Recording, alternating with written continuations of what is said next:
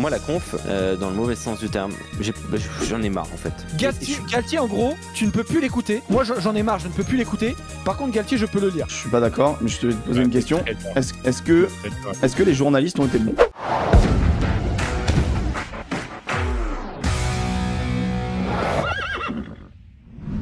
Il y avait une interview mercredi à 17h du sélectionneur de l'équipe de France qui a donc dû répondre un peu plus tôt, voilà, pour répondre à l'impatience des médias. Et la question, j'ai envie d'avoir la réponse de mon Alex. Est-ce que tu en as tiré des interviews? Alors, il y a eu 3 interviews. Il y a eu l'interview à 17h au PUC inintéressante, avec une seule question sur la stratégie. Il y a eu l'interview avec les potes Moscato Show, bon, dans une bonne ambiance, mais voilà, pas très... Non, c'était catastrophique. Laquelle? Celle avec RMC. Ok, et il y a une dernière interview.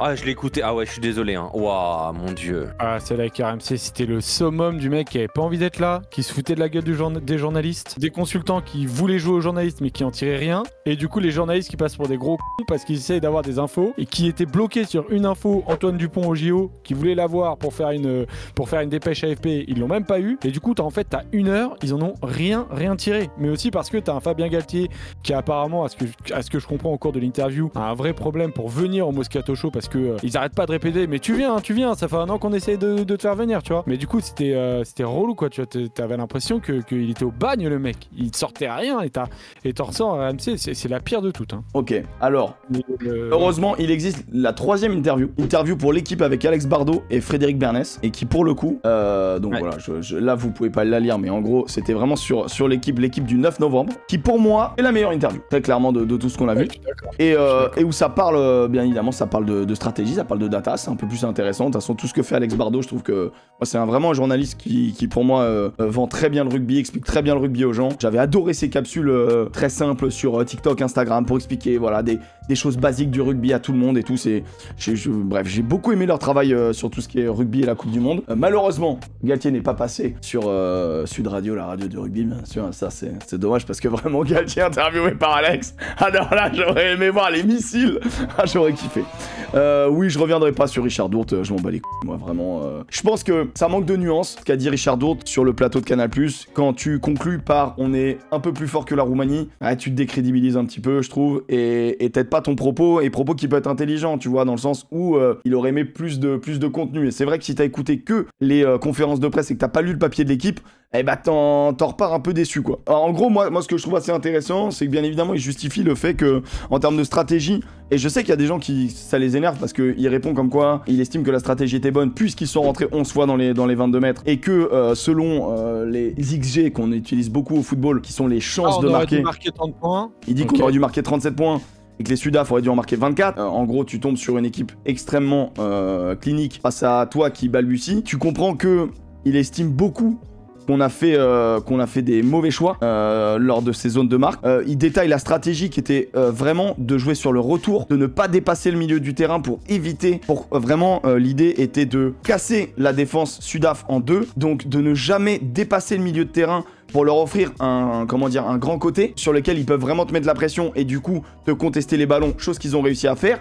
Il estime que la stratégie qui était vraiment donc de jouer un petit peu sur le centre puis de revenir jouer beaucoup sur les retours a fonctionné avec les petits coups de pied dans le R2 qui étaient plutôt bien donnés, où on a été dominant à ce niveau-là. Je trouve que sur tout l'aspect offensif, l'aspect conservation, moi quand il me l'explique comme ça, je le comprends et je suis assez raccord avec ça. Et il dit que dès qu'on a perdu un peu en lucidité, et là un peu, c'est là-dessus où lui il doit bosser sans doute, dès que l'équipe de France a perdu en lucidité, ils ont commencé à sortir du plan, et en sortant du plan, tu tombes dans le plan des Sudaf, et c'est là qu'ils nous ont bouffé avec des grattages, etc. Et je trouvais ça assez intéressant expliqué comme ça, tu vois. C'est-à-dire que lui, son game plan, c'était on ne dépasse pas le milieu du terrain. Quand on dit on ne dépasse pas le milieu du terrain, c'est t'enchaînes pas plein de temps de jeu, centre du terrain, puis sur l'exté, tu fais pas du 15-15, quoi. Et vraiment, tu fais du 15, 30, 40 et après tu reviens. C'était vraiment ça l'idée. Du coup, il estime que finalement, si tu lis entre les lignes, concrètement, en deuxième mi-temps, avec peut-être la fatigue ou un manque de lucidité, les joueurs n'ont pas respecté le plan. Et à partir de ce moment-là, on a perdu. Et donc c'est assez intéressant. Même si il dit aussi que, en gros, la défense sur les coups de pied, je trouve ça hyper intéressant parce que j'ai une image en tête. Défense sur les coups de pied. C'était comme contre les All Blacks, ils ont toujours dit... et qu'on l'a bien fait contre les Sudaf. Il dit qu'on l'a très bien fait contre les All Blacks, on l'a moins bien fait contre les Sudaf, mais pourquoi on l'a moins bien fait? Il dit que La consigne était, comme c'est des demi-chandelles qui tombent vraiment derrière le premier rideau, il fallait absolument que l'équipe de France défende, en tout cas capte ses ballons avec l'ailier, enfin avec les joueurs du R1 du premier rideau. Donc avec les centres et les ailiers. Et pas l'arrière. Tu te rappelles de cette image où t'as Louis Bielbiarré qui montre du doigt, il y a une chandelle, il montre du doigt Jalibert, pardon, mais qui a une plombe et qui peut pas récupérer la balle. Tu sens que là-dessus aussi, il y a eu des petits balbutiements au niveau de la stratégie du coup. Je me mets à la place du sélectionneur ou de l'entraîneur. Quand tu mets une stratégie en place et que tu vois que sur le terrain tes joueurs respectent pas ça, tu peux pas trop t'en vouloir sur ta stratégie au final.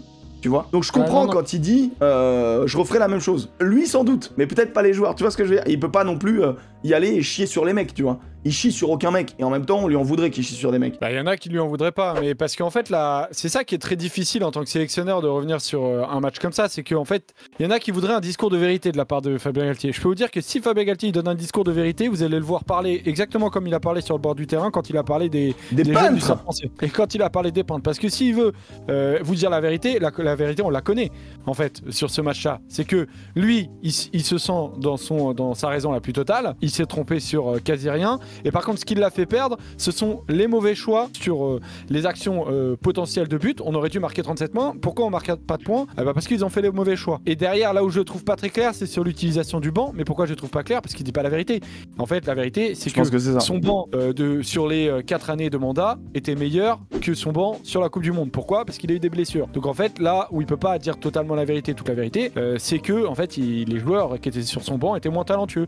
La question lui est posée sur RMC par exemple de l'utilisation de Winnie Antonio. On lui demande mais pourquoi vous le sortez? Il avait l'air bon. Sauf que Winnie Antonio, habituellement, on le sort à la 45e. Là, je dois le sortir à la 65e. Parce que, voilà, je l'ai surutilisé. Et en fait, sur l'interview dans l'équipe, par exemple, il dit blanc sud-africain a pris le dessus. Ça aurait pu être le cas pour nous aussi. Les joueurs qu'on a fait rentrer, Tao, Reda Wardi, Sekou Makalou, François Kraus, ils les ont déjà gagnés des matchs sur les 20 dernières minutes. Sauf que là, c'est pas le cas. Ouais, donc en fait, c'est vrai que c'est exactement ce qu'il dit. Il dit ces mecs-là ont déjà gagné des matchs dans les 20 dernières minutes, mais pas là. Je reviens sur la conf, dans le mauvais sens du terme.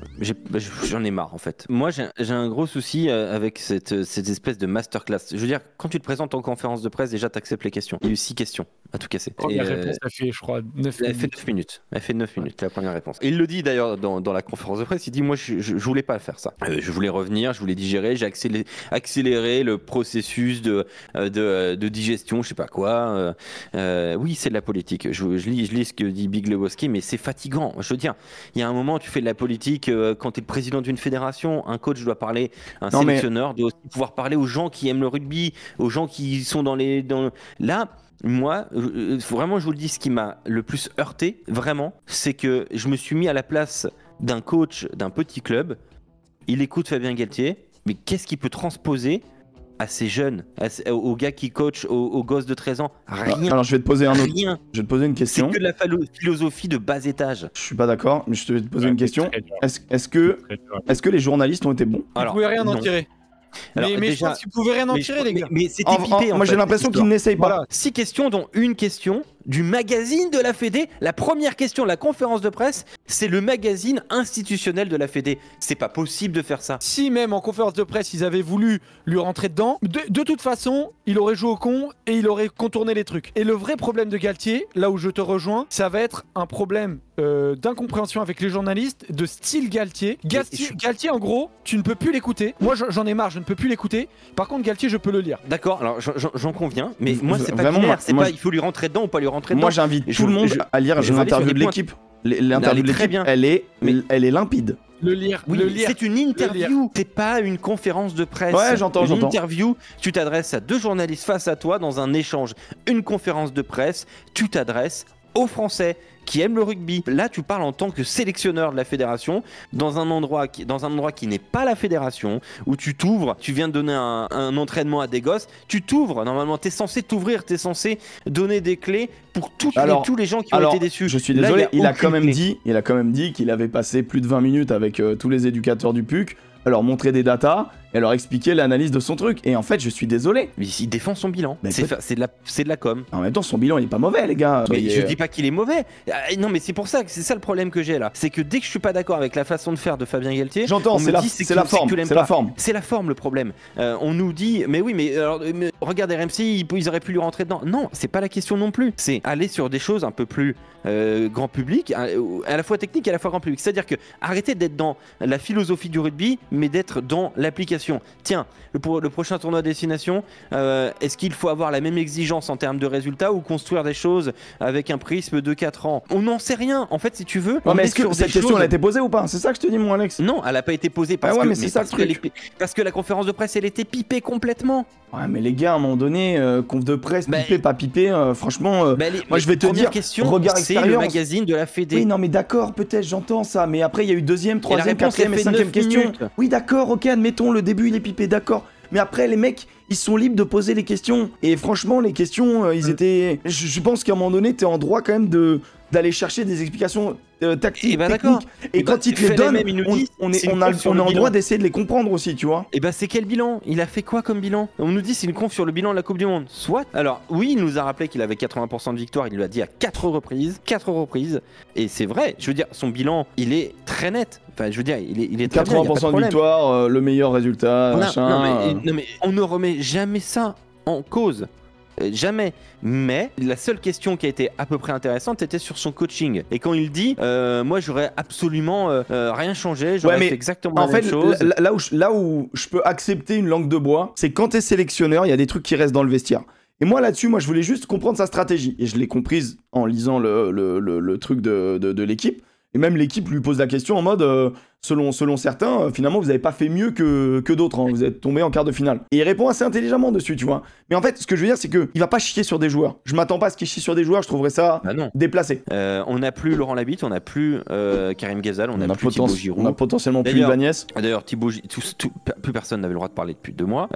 Ibanez, on demande des interviews d'Ibanez, on nous dit Galtier parlera. Donc Ibanez, il est plus dans le coup. C'est la première fois qu'on avait une conférence de presse sans Ibanez derrière. Pourquoi? Personne nous dit. Aujourd'hui, c'est qui l'équipe de France? C'est qui la Fédé? Enfin, je veux dire, sincèrement. Ouais, mais là, t'es sur des questions, Alex, en fait, journalistiques. Non, on est en train de rendre Fabien Galtier tout puissant. Et on lui becte la main. Alors, c'est intéressant, Alex. J'ai pas l'impression que les gens lui bectent la main. Au contraire, j'ai l'impression que les journalistes sont très agressifs contre lui. Et du coup, ils s'en défendent un peu de manière assez. C'est toute l'opposition. Hein. C'est qu'en fait, quand tu regardes, par exemple, allez, typiquement, sur l'interview d'RMC. Je me dis putain, moi je l'ai pas, il a été insupportable quoi, j'en tire rien. Et je vais dans les commentaires, attention c'est les réseaux sociaux, on en dit ce qu'on veut mais ça donne quand même un peu. Et là je le vois un peu dans notre chat, je le vois que les gens nous disent un peu mais arrêtez de lui tomber dessus, pourquoi vous voulez lui tomber dessus? Moi pour moi, Galtier il a déjà l'approbation du public, il n'a pas besoin de se justifier tant que ça. C'est vrai. Il a déjà gagné. Et par contre le microcosme journalistique qui lui en fait se prend dans la gueule en permanence, nous se prend, on n'a pas nos réponses. Il tourne autour, il nous prend un peu pour des cons. Et dans ce que dit Dourte, c'est pour ça en fait qu'il le ressent comme ça. Et c'est pour ça que je suis un peu d'accord avec lui. Oui, il nous prend un peu pour des cons. Sa réponse sur l'arbitrage, il nous prend un peu pour des cons. Mais en même temps, je le comprends. C'est en gros dire, on s'est fait baiser par les arbitres parce qu'on avait eu 1000 réunions en nous disant, ça devait se passer comme ça. Ben O'Keefe, à chaque fois qu'on l'a, il nous nique. Il le dit assez clairement. C'est pas vraiment ce qu'il a dit, mais. Pour moi, RMC, c'est ce qu'il dit. Hein. Entre les lignes, il dit à chaque fois qu'il nous arbitrait, on a perdu. On a eu des réunions, il nous avait dit qu'il nous arbitrait. On n'a même pas perdu. Alors ouais, c'est le seul contre l'Uruguay. Mais à on chaque fois, et la première chose qu'il dit, c'est putain, j'ai regardé le match en rentrant dans le train, j'ai envoyé 10 clips à World Rugby pour essayer de comprendre des décisions. Qu'est-ce que tu comprends pas? Non mais d'accord, on a perdu à cause de l'arbitrage aussi. Mais c'est pas un débat journalistico-journalistique, je suis pas d'accord avec ça. Hein. Bah non, je suis désolé, on reste sur une défaite en quart de finale contre l'Afrique du Sud. On demande comment il analyse la défaite face à l'Afrique du Sud. Il te dit, d'un côté, je l'ai regardé 10 fois, et de l'autre, la seule chose qu'il a à te dire, c'est ah ouais, mais en fait, selon les datas, on aurait dû plus marquer qu'eux. Et il a pas dit que ça. Et ouais, mais en vrai, je suis désolé. Il a pas de short, le mec, à un moment donné. Il a mis une stratégie en place qui amène un résultat statistique de match où tu dois le gagner. Le bilan de cette Coupe du Monde, la seule chose qu'il a à te dire, c'est on perd alors qu'en fait on aurait dû gagner sur les sur les datas. Mais mec, c'est la vérité. On perd un match. Mais je te demande pas de me donner la vérité, je te demande de m'expliquer pourquoi. Alors malgré les datas, on ne le gagne pas. Et il le dit. Mais il le dit parce que les joueurs ont merdé. Les joueurs ont merdé et l'arbitrage n'a pas joué en notre sens. Et pour moi, il le dit très clairement. Il le dit. Il y a eu des erreurs individuelles. Vous trouvez qu'il est d'une, vous trouvez vraiment qu'il est d'une belle clarté, vous? Ah bah oui. En tout cas, dans l'interview de l'équipe, il le dit. Dans l'interview de l'équipe, c'est clair et net. Mais moi, je te parle que de celle-là parce que la conf de presse, je m'en bats les couilles. Je m'en bats les couilles la conf de presse. Bah oui, bah t'as pas le bon prix. Je suis désolé. L'interview de l'équipe, faut acheter le papier. Non, la seule communication officielle, non, pour la Fédération française de rugby, la seule communication officielle, c'est la conférence de presse. Alors, c'est la seule qui s'adresse à tous les Français. Excuse-moi, mais... Et là, dedans, il ne donne aucun élément de réponse. Alors, je vais te dire un truc. Pour tous les Français, c'est tout à fait normal de rester en hauteur sur la globalité. Et pour des mecs qui aiment un peu plus le sport et qui vont acheter des journaux de sport, que ce soit le Middle ou l'équipe, c'est plus intéressant de rentrer en profondeur dans vraiment l'aspect stratégique. Pour moi, c'est une suite logique. Tout le monde ne lit pas l'équipe. Tout le monde ne lit pas l'équipe, mais tout le monde ne s'intéresse pas à les demi-chandelles et les aiguisés, tu vois. D'accord. Donc à un moment donné... Donc ça veut dire que tu peux avoir que la vérité dans un journal spécialisé, mais par contre quand tu t'adresses aux Français, tu donnes que des grands éléments de philosophie. Tu as la hauteur, quoi, tu as les grandes lignes. Oui, bah c'est dommage, enfin je suis désolé. Oui, mais j'entends que ce soit dommage. Pour un éducateur de rugby qui dit regardez les gosses, bah voilà, le sélectionneur il s'exprime, bah les gosses ils regardent, ils font bah il y a aucun élément, il nous explique pas pourquoi on a perdu. C'est aussi pour ça que je l'ai très mal pris, c'est que j'avais l'impression que c'était bon à la populace. Voilà, tenez, je vous donne 2-3 trucs là. Réfléchissez, hein, ma réponse de 9 minutes, pouvez méditer là-dessus. Par contre, bon, à ceux qui vont me parler de rugby, je vais être un peu plus précis. Mais je trouve ça c'est. Alors pourquoi il est comme ça, tu penses? Non, bah, on va s'arrêter là. Je vais vous le dire. Je sais pourquoi il est comme ça. Parce que en fait, devant les caméras, devant tout ça, bah, il se sent en messie. Pour conclure, c'est pourquoi est-ce que les journalistes globalement, parce que ce que tu dis Alex, il y a beaucoup de journalistes qui le pensent, c'est pour ça que je pense que tu as en partie raison, c'est pourquoi est-ce que le style Galtier et ses réponses post-Coupe du Monde énervent tant, et pourquoi est-ce que dans les sondages qui sont faits, 82% des Français veulent continuer avec Galtier, sont derrière lui et il n'énerve pas les Français. C'est bien dire qu'il a un style et une communication qui convient aux Français mais pas aux journalistes, et ça c'est très dur. Et là il y a une vraie question à se poser, ne pas devenir un Eddie Jones, parce qu'un jour ça peut se retourner contre toi si tu commences pas à gagner.